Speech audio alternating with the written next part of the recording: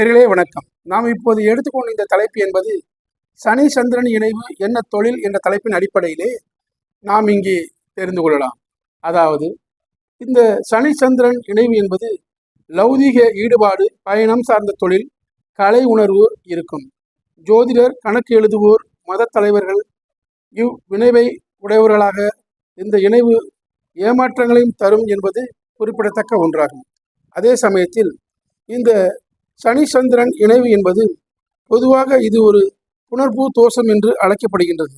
இது மன அழுத்தம், உணர்ச்சி போராட்டங்கள், தாமதமான வெற்றியை தந்தாலும் விடாமுயற்சி மற்றும் கடின உழைப்பால் பிற்காலத்தில் தொழில் மற்றும் சொத்து சேர்க்கையில் சிறப்பான முன்னேற்றத்தையும் ஆன்மீக அறிவையும் வழங்கக்கூடிய அமைப்பாகும்.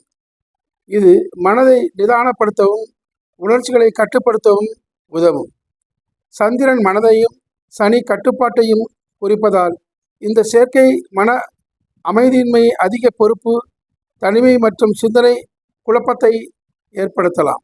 ஆரம்பத்தில் தொழில் மற்றும் வேலையில் தாமதம் மற்றும் சவால்கள் இருந்தாலும் பிற்காலத்தில் விடாமுயற்சியுடன் உழைத்து உயர்ந்த நிலையை அடையலாம்.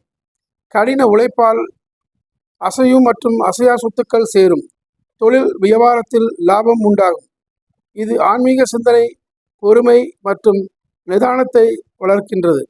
அரசியல் மற்றும் பொது வாழ்வில் புகழ் பெறவும் பெரிய தலைவர்கள் மற்றும் ஆன்மீகவாதிகளுக்கு இந்த அமைப்பு உதவும். இது புணர்வு தோஷமாக கருதப்பட்டாலும் இது ஒரு யோகமாகவும் செயல்படலாம்.